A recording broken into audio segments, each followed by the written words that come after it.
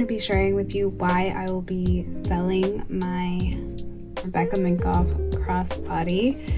I cannot recall the name of this. I believe it's something like Bordeaux. I will have the name of the bag in the video. So this will kind of be like a review, but also a why I'm selling it. So I guess that should be kind of indication of whether or not I like it. I got this bag a couple years ago.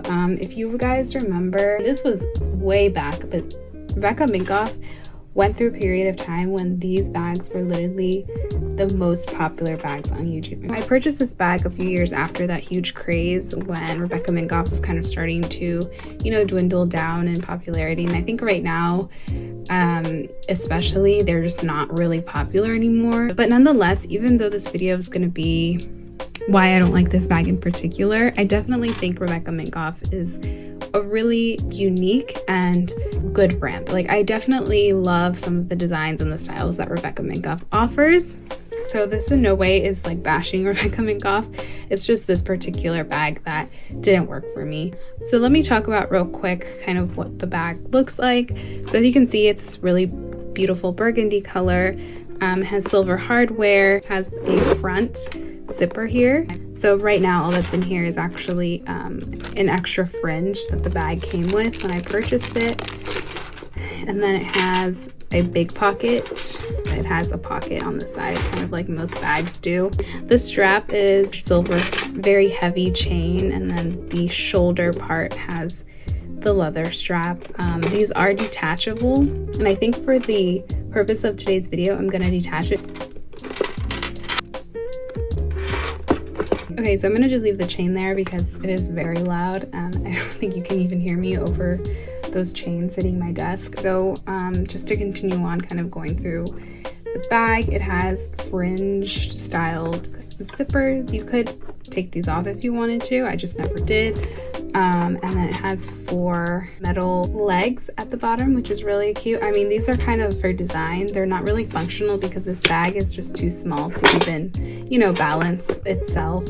But it is cute. I think I really like that design. As far as the actual leather goes, this is a very firm bag. It's very hard. It's not stretchy at all. I mean, I've had this bag for a few years now and it's still in pretty good condition. I would say the only wear is on these little screws where the Rebecca Minkoff sign is.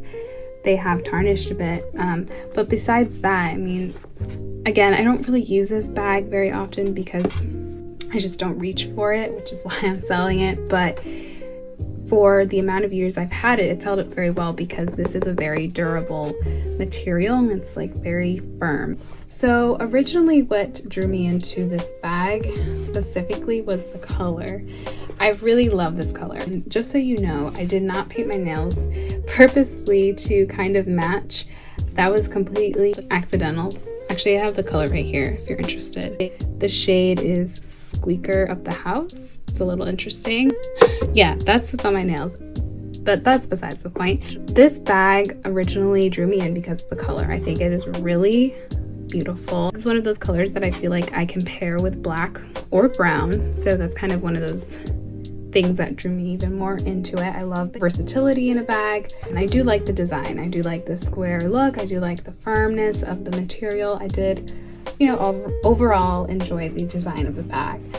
But unfortunately, the design is one of the reasons that I am letting it go. And really it has to do with the silver hardware. There's nothing wrong with the silver hardware. I mean, it's in great shape. It hasn't really tarnished. Again, like I said, besides those little screws, it's extremely heavy, good quality silver hardware. But I don't like silver. And the sad thing is that I knew that when I bought this bag. I knew that I don't like silver. I knew that I literally have no silver jewelry. I don't have any silver accessories. Like, I am just such a gold person. I love, as you can see, I love gold, you know, home goods. I love gold jewelry. I love gold on pretty much everything, bags included. So this was kind of a lesson to myself to not kid myself.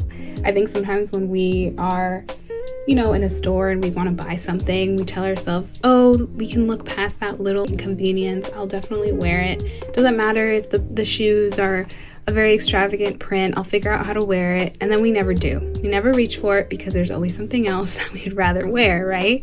And so that was my mistake. I tried to convince myself that even though I don't prefer silver to gold, I would somehow get to wear this bag. And I did wear it a few times, but I was never 100% content with it because, again, silver is just not my thing. And it was very difficult to wear because I, unfortunately, am one of those people that does not like to wear gold jewelry and then have silver accented bags. Even on jackets, if there's silver accents, it bothers me. And I wish I wasn't that way because it's so inconvenient and, quite frankly, a little dumb because I don't think anyone actually notices, but I do, and it really bothers me. So I never reach for this bag just because the hardware is silver. So that's the first reason that I'm selling it. The second reason is because of the functionality. Unfortunately, this bag isn't good for holding very much, and it's not necessarily because it's tiny. I mean, it's not a tiny bag. The problem is how narrow the top of the bag is. As you can see, it's this extremely narrow bag.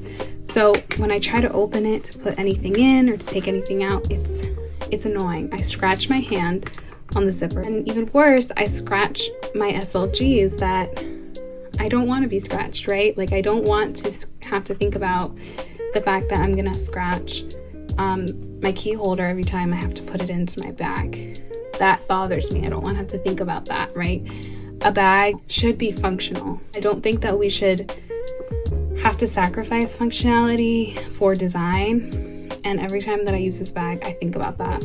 Even the front pocket is kind of pointless because it's just so narrow. It could fit maybe a few cards, but because this material is so firm and not malleable, it's hard to fit very much in it, and if you do, it's gonna stick out. You're gonna see it sticking out. And so when you mix the fact that I don't really love the look of it because of the silver, and then it's functionally not efficient, at that point, it's pretty obvious that it's gonna just collect dust in my room if I don't sell it. So obviously, I'm not gonna make the money back that I spent on this. I'm not gonna profit off of this item at all. But in my mind, it makes more sense to me to sell it to someone who will actually wear it versus it just collecting dust in my room, right? So I don't like to have things that I don't use. I think that's very wasteful.